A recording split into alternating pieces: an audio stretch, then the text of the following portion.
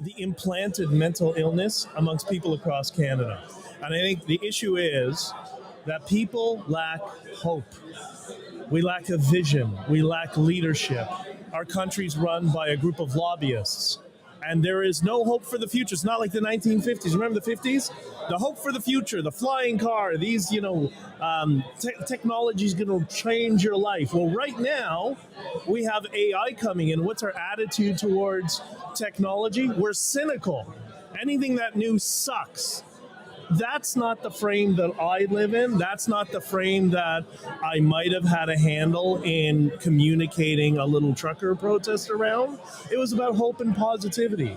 And that's what I try to reach people who don't know about Bitcoin, to orange pill them, that here is your positive vision of the future. It's not a coin.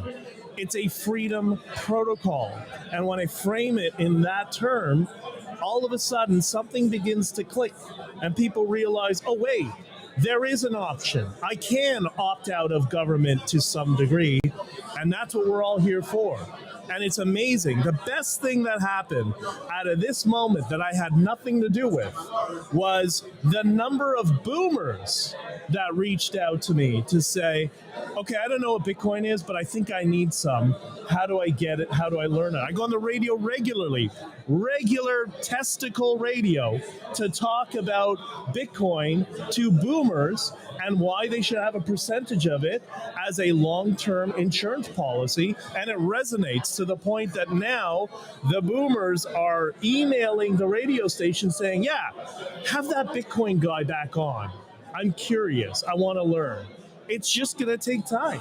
And if you give people a framing of hope and positivity, but we also do the good cop, bad cop thing, that's what's going to bring people into the space. So good on to you for everything you're doing, Nolan. Yeah, it's time for irreverence, right? The advantage you hear, and I think you mentioned it on stage about China and what you can say about the Chinese government. I was in China last week, and I've been thinking about this for almost 10 years. I remember being in China in 2016, and it was just before the Trump election and all that. And I remember people saying to me there, we're trading, we're getting Bitcoin because we expect our government to rug pull us anyway. And right away you start to understand what a big weakness they had in Canada by somehow mixing up our patriotism with money and understanding how are they related. Canada has a million things to be proud of. It's not the Bank of Canada and the nerds who launched that thing. But we've got an amazing history, each individual one of these projects. Look at this place in Quebec. Look at the weather here. They've been here for 400 years. You know what it was like going through winter here 400 years ago? It wasn't easy, and they did it. They charted out this place. They made a home here. They have a lot to be proud of.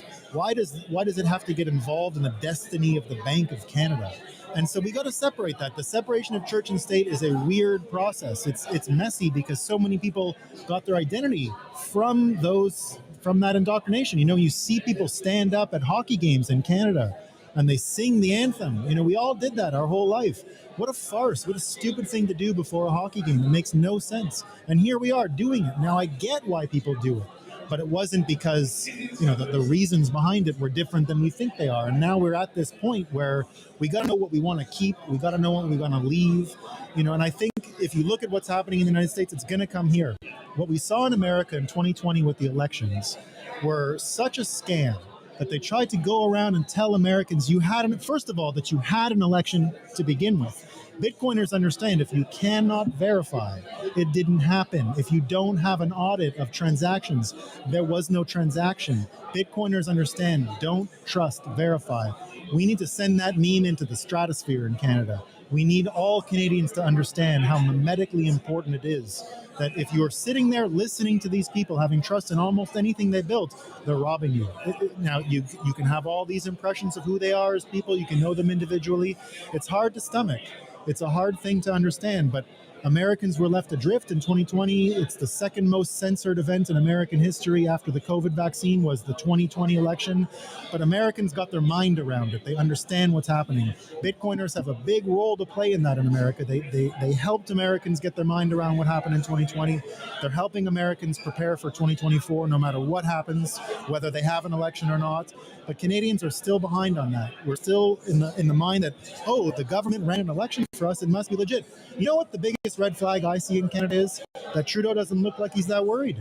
I don't see a guy out there campaigning like he's down 4 points in a poll. That's a red flag.